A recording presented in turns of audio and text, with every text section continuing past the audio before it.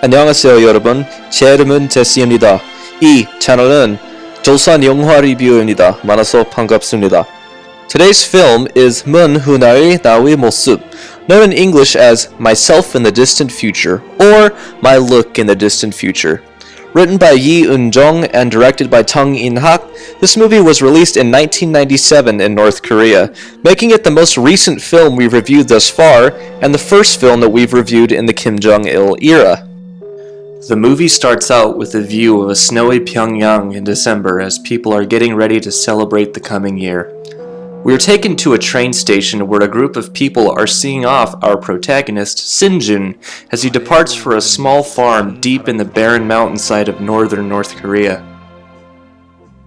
On the train, he shares a few drinks and converses with a journalist, who asks him why he's leaving his cushy life in Pyongyang for a life of grueling hard work in the north.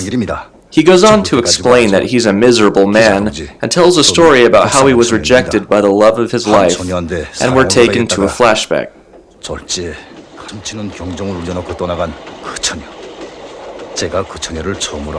It's a dark night, pouring with rain. We see Sinjun driving a taxi when he's flagged down by a young, beautiful woman who is soaking wet. The woman apologizes, having mistaken him for a work truck to take her home.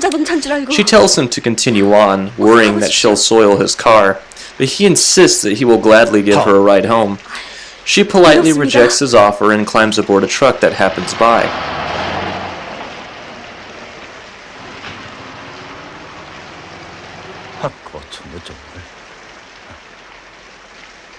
Fast forward days later at a subway station in Pyongyang, when Sinjun hears over the overcom that his father is receiving an award for his designs around Pyongyang. His friend congratulates him and tells him that he should be happy to belong to such a successful family.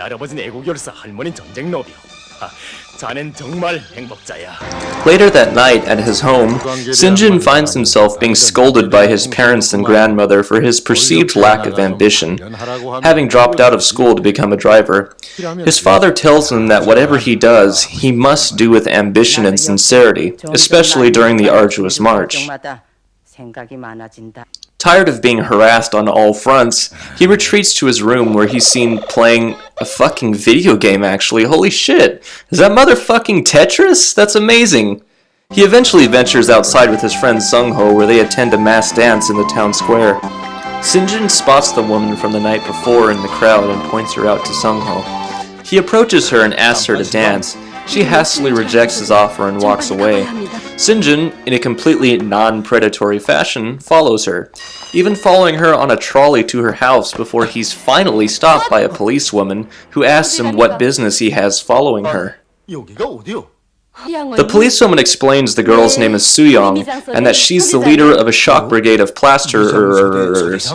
Shocked by this sudden revelation, he disengages from pursuing her and goes home. Fast forward to the next day, and we see Soo-young joking with the rest of the team about what happened the night before. Suddenly, the designer for the buildings they're constructing arrives, and they all thank him for designing the buildings. And yes, the designer is, you guessed it, Sinjun's father! Oh, and the plot thickens. Later on, we see Soo-young give Sinjun's dad some floor plans for a house she wants to build in her hometown of Taehongdan. Sinjun's dad remarks that he wishes that she could be his daughter. As his only son, Sinjun constantly disappoints him. He informs Soo-young that he must meet his wife and bids her farewell. 선생님, 안녕히 계십시오. 예, 또 오시오. His wife asks who she is, and upon learning, replies that he should introduce her to Sinjun, with the idea that she can inspire him to pursue more from life. Sinjun's father staunchly opposes the idea, however, believing firmly that Soo-young is far too good for Sinjun. Talk about sticking up for your son. He then quotes Kim Jong-il about how not educating your children properly can lead to disastrous results. 후대를 키우는 사업을 잘하지 못한 건 누가 보충할 수도 없고 돌이킬 수 없는 엄중한 결과를 초래할 수 있다고 가르쳐 주셨는데. 준이 아버지, 제 잘못이 더 커요. Later on, we see Sinjun with Sung-ho at a restaurant together when, surprise, surprise, they spot Soo-young and her co-workers taking refuge from the rain. Sung-ho overhears them talking about being hungry and tells Sinjun to give her some food. As they approach her, they see her talking to a woman who's pushing her husband in a wheelchair. Afterwards, one of the ladies comments that it would be very hard to take care of a disabled man. Soo-young replies that it's never hard to live with a good man, however. I guess she's never had to live with someone with disabilities. This causes Sinjun to become even more infatuated with her. However, instead of bringing her food, he hatches another idea.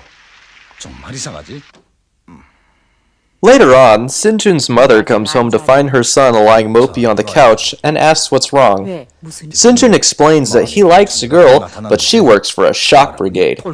His mother replies that her occupation is irrelevant and that she only wants him to marry a kind woman. Sinjun then asks his mom to convince Soo-young to go to culinary school instead, as that's the only proper job for a woman. His words, not mine. Jesus Christ, so much for gender equality, Juche. Without bothering to hear her response, he entrusts her with his task and leaves the room. Presumably the next day, we see Sinjun all dressed up, happily driving his taxi while waving at a female traffic cop that sadly isn't Eun-seok from a traffic controller on Crossroads, although by 1997 Eun-seok would have been forced to retire due to age requirements, but anyways, off topic. He pulls up to a ceremony the SOC troopers are having in honor of Soo-young. Okay, how does he know where this girl is at all times? Like, what the fuck? His predatory dreams are crushed, however, when he learns that Soo-young is moving to Taehongdan to work the Pick-2 planes instead of going to school in Pyongyang.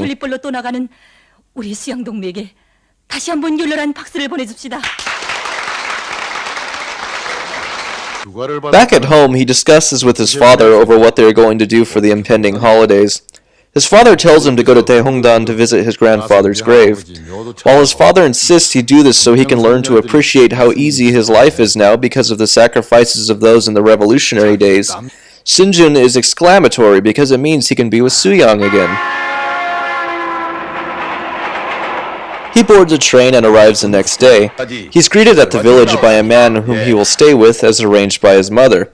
It isn't until the man calls out for his daughter that he realizes that he's staying with Soo-young and her family. The man he met at the village? Her father's. Goddamn, Olmani, you know how to deliver. Soo-young greets him politely and has actually forgotten who he was. He receives a hero's welcome from the rest of the village, who greet him with flowers and practice cheerleading with him. He then sets out to plant potatoes with Soo-young, who is still unable to remember who he is, despite feeling like she's seen him somewhere. Come on, Soo-young, he's only the creepy dude who followed you halfway across Pyongyang to your house. You'd think it'd be kinda hard to forget a face like that. During a break from work, Soo-young urges Sinjun to perform in front of the group. Sinjun reluctantly agrees and recites a poem about a cow, with some hilarious results. 아무리 기뻐도 누릿누릿 웃는 소, 아무리 슬퍼도 누릿누릿 우는 소. 이상입니다. When Soo-young replies that they'd like to hear a revolutionary poem, he tries his best but is unable to remember, so the rest of the group finishes it for him. As the group sings, the scene shifts to the Korean landscape, including Mount Paektu, the mythical origin of the Korean people.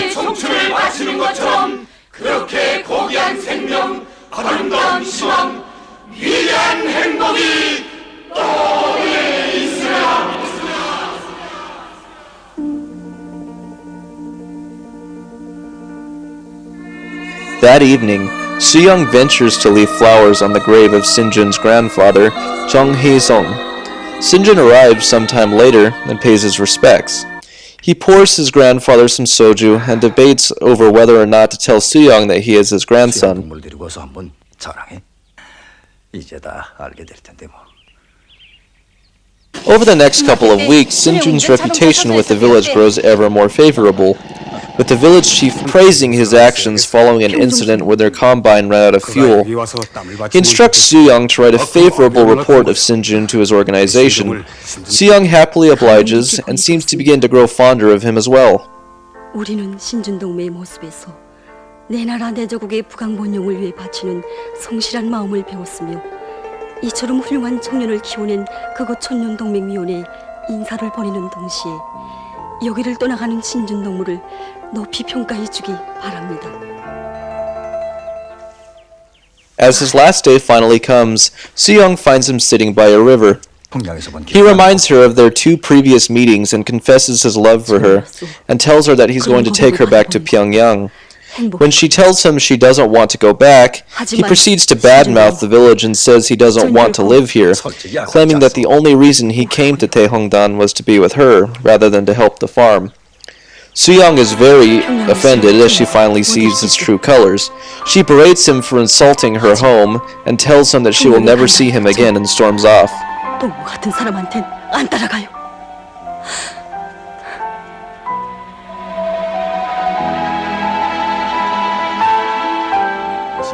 수양동무와의 마지막 작별이었겠어.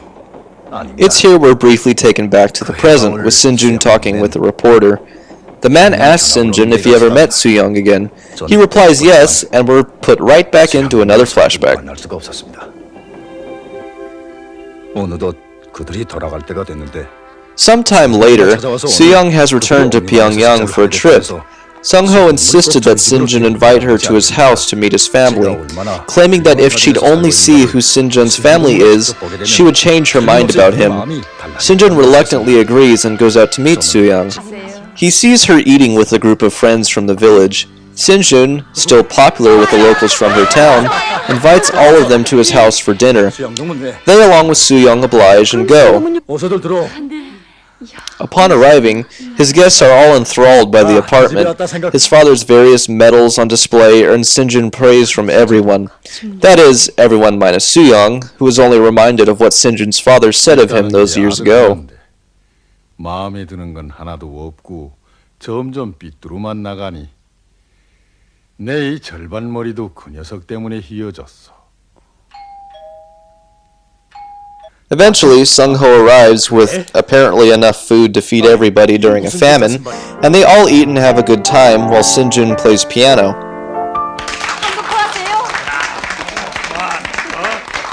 After a while, Sung-ho suggests that they all go to the circus. While Sung-ho takes the rest of the girls, Claire, Sinjun and Soo-young go to the park. 아, 하늘엔 별이 있고 바다엔 진주가 있고 내 마음속엔 사랑이 있다네. 이담 신준 동무와 살게 될 초년 꽤나 재미나겠어요. He tries once more to confess his love for her, telling her that he isn't ready to give her up just yet. 농담 말자요. 농담이라니. 우리 더는 헤어지지 말게요. She tells him that she has only one condition, that they live in Taehongdan instead of Pyongyang. When Sinjun refuses, Soo-young tells them that they can't be together. At this point, Sinjun gets visibly irate, questioning why she would want to stay in a remote village instead of Pyongyang, where he can provide everything she will ever need. 수양이를 행복하게 해줄 수 있는 모든 조건이 다 구비돼 있어.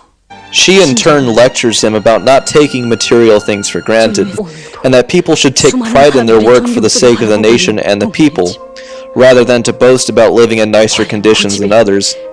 She remarks that she wasn't impressed by Sinjun's house because everything in that house was achieved by his parents, not him. She tells him she wants him to become a true man and to stop thinking of his parents' achievements as his own, saying that that type of behavior was acceptable before, but not during these difficult times of arduous march. She gives him a book as a parting gift and walks away. Motherfucking ouch, I know.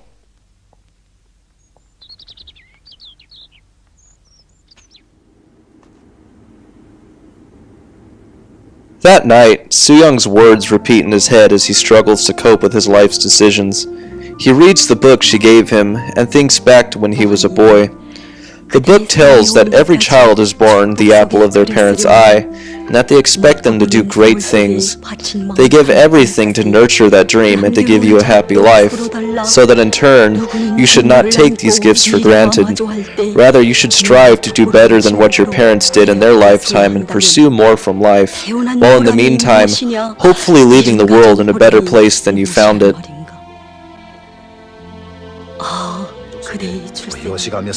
Here we're joined with Sinjun and the journalists in the present. Sinjun explains that that day was a pivotal moment in his life, and that Soo-young's words taught him about what happiness really is. As their train nears Kimchek, the journalist thanks Sinjun for his time and wishes him luck on his quest to rebuild his life. The story then shifts to Soo-young months later, who is talking with the same journalist about the time Sinjun returned to her village one more time. It's winter time in Taehongdan. Heavy snowfall pelts the villagers as they eagerly await the person who will help them during the harsh winter. Trumpets blare and children dance as Sinjun comes down the path and is greeted by everyone, except for Soo-young, who is watching closely, as if not sure how to react. Later that night, we see Soo-young unable to sleep as she overhears her mother talking about how she wants Sinjun and Soo-young to marry. Unable to take it any longer, Soo-young goes into Sinjun's room to confront him. She gets straight to the point and says she cannot understand why he's returned once more, having already made herself perfectly clear twice that she doesn't want to marry him. Sinjun replies that he's learned from his past mistakes and doesn't want to be a man who leeches off the success of his parents any longer. He explains that he's left Pyongyang behind forever and wants to build a home and his life with her here in Taehongdan. Soo-young warns him not to impulsively say things for a girl. She explains that she is afraid that if she trusts him and they marry, that the satisfaction of finally marrying her will eventually fade and he will become unhappy in the village and leave. She leaves him with a warning not to disgrace his parents and leaves the room, leaving Sinjun to have to prove to her that he's sincere.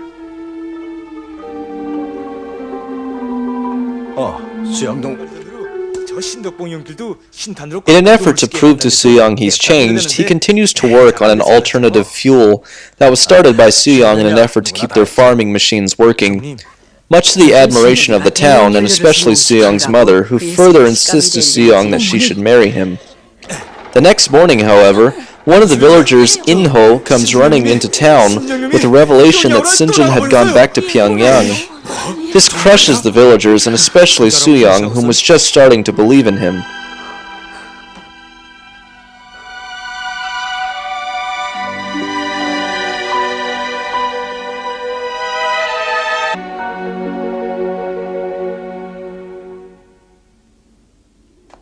Back in Pyongyang, however, Sinjun tells his grandmother that the reason he'd returned is because he needs his mother's help for the alternative fuel for the tractors. His grandmother is astonished, but laments that his mother is on a trip and won't be back for 2 weeks. Despite this apparent setback, he rejoins with his old friends at his former taxi job, and they work on the engine together. He returns to Taehongdan with his refined plans for a wood-burning combustion engine, much to the happiness of the villagers who thought he'd abandoned them.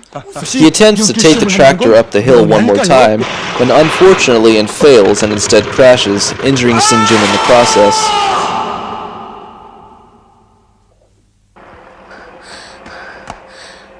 Soo-young goes to see him as he's taken to the local party office, where a fierce criticizing session takes place. In it, he is severely criticized for such reckless behavior, saying that he's too precious to have his life taken so easily. Sinjun explains that he's sorry for the accident, but only tried to help because he feels indebted to his parents and is just now starting to build his own life, and in doing so needs to help people and the nation. Soo-young, seeing his sincerity, cracks a smile. Later that night, Soo-young's father has a heart-to-heart with Sinjun over a fire. He tells Sinjun the story about his grandfather and how he worked tirelessly to grow crops in the village and even gave his life protecting the forest from reactionaries. He tells Sinjun that it's important for the new generation to keep the revolutionary spirit alive by putting their nation first like their forefathers did. 꼭 필요하기 때문일세. 분장장 동지,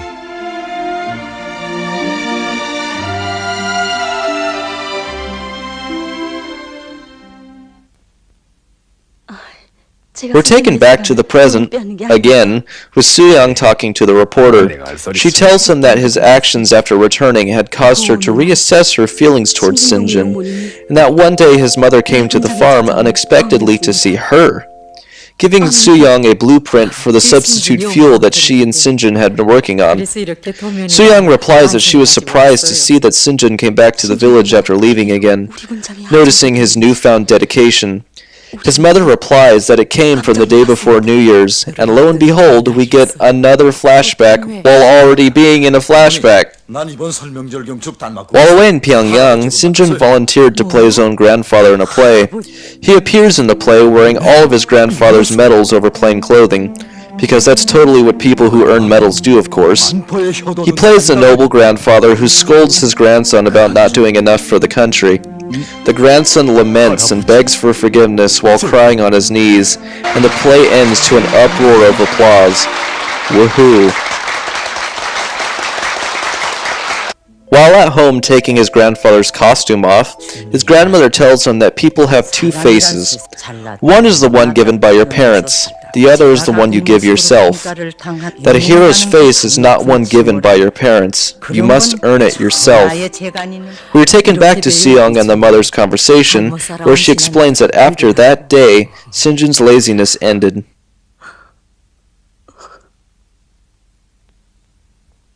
Later that evening, Soo-young's family invites Sinjun's mother for dinner. Soo-young's mom finally tells Soo-young that the village martyr is actually Sinjun's grandfather. Soo-young, shocked by this sudden revelation, goes to fetch them. She finds them working on the fuel together, where it just so happens that Sinjun's mother is an expert in producing alternative fuel sources for combustion engines. Soo-young observes quietly as they share a moment together, with Sinjun feeling like a new man following his efforts to work for the nation.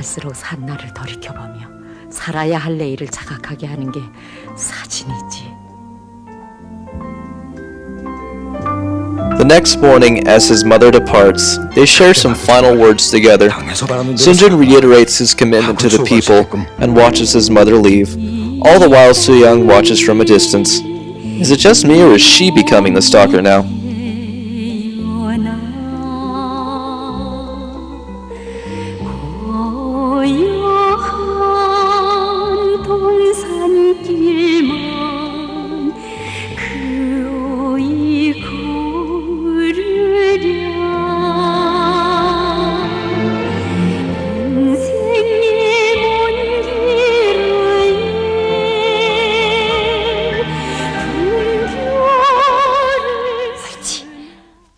Anyways, one propaganda song later, and a woman steals a tractor he's been working on in an effort to get Sinjun to follow her to the village, which works. She tells him he's going to be criticized again and leads him into the village center. Much to his surprise, however, he enters to find that the entire village gathered to have dinner in his honor for his birthday. Soo-young's father gives a speech in his honor, and they sing a song for him. 분장에 와서 처음으로 맡게 되는 생일입니다.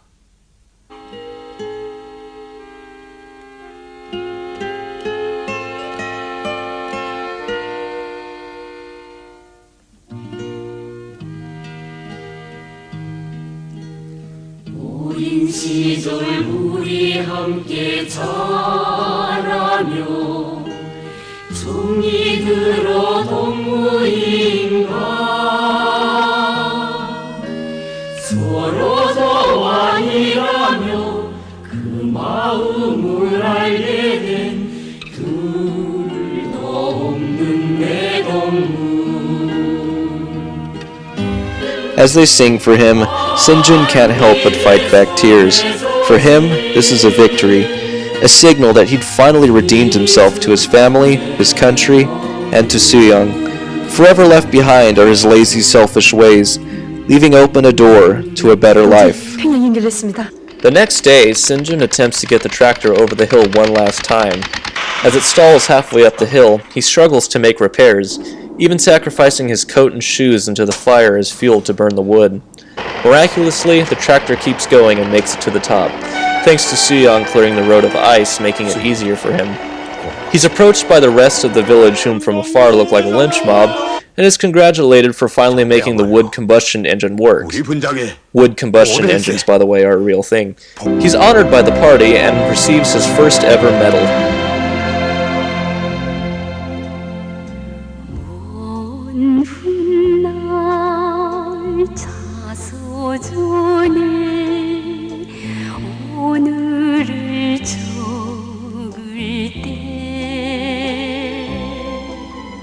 The film ends with Sinjin, now a proud and honorable man lying in a field of wheat, which should not be growing in that climate. He's greeted by Soo-young, who thanks him for everything. Sinjin replies that it's him who should be thanking her for helping him renew himself as a person. The two exchange a brief smile and walk away holding hands, with Sinjin finally earning the one thing he'd always wanted, Soo-young's heart.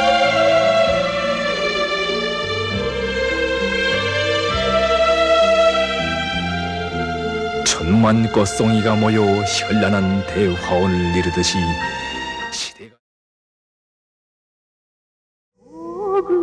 Well, let's just start right out with saying I like this film a lot, and I really didn't think I was going to. I would have thought that a movie that came out in the midst of mass starvation would equate to a poorly written, badly edited propaganda film.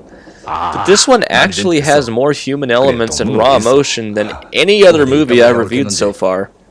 Maybe this is due to the fact that Kim Jong-il, who had a lifelong love of film, was in power at the time and wanted to ensure that North Korean movies still retain their quality despite the economic conditions. Still, the fact that a nation suffering as badly as North Korea could still put out a film like this is impressive, to say the least. Let's start with the characters, namely the protagonist Sinjin. For once in a North Korean film, we actually get to see some character development. From the beginning, we see Sinjin as a stubborn, immature, lazy, unmotivated shell of a man grow into a hard-working, dedicated, respectable man who cares for others more than himself. It's also the first case of me not liking a character, but then changing my opinion later on, and this is for any film, not just a North Korean film. But what makes this story arc unique is that it doesn't happen over the course of one scene, like in every Disney film. We get to watch him slowly grow and develop as a character as the movie progresses. We connect with Sinjin, whether it be feeling the sting of rejection from a love interest, or the feeling of disappointment from your parents. Watching him learn and overcome his shortcomings and realize his worth, and seeing him finally reach that goal makes it all the more satisfying as an audience. As for the rest of the characters, they're also well played out as well. Soo-young, while her personality doesn't particularly change in any way, still is a lot more fleshed out than most supporting characters in these movies. We know what her motivations are, we know about her job, her family, past, etc. We know far more about her than what we knew about Lee-hyung from Urban Girl Comes to Get Married, for example. The rest of the characters are all respectable and believable. Take Sinjin's family, for example. With the odd exception of his mother's knowledge of wood combustion engines, they're portrayed as regular, hard-working, good songbun-having people who legitimately only want their son to pursue more from life, and use their grandfather as someone their son should aspire to be like, rather than to leech off his success. I think what caught me off guard the most about this movie was the story. The central theme of the story is pulling your own weight. It's based upon the fact that a person should seek more from life and to not take your parents' achievements as your own. Another theme of the film is redemption. The film asserts that it is never too late to change yourself for the better, and the plot shows this quite beautifully. I think the scene that most caught me off guard was when Soo-young rejected Sinjin for the second time in Pyongyang, and the subsequent monologue about growing up and becoming a man. I'll spare you the details so I don't spoil it, but to put it into words, it was powerful. So powerful, in fact, that it actually made me choke up for a minute. The turmoil that Sinjin was going through reminded me of a similar event of my own, making this the first time I've ever been able to relate to a North Korean movie.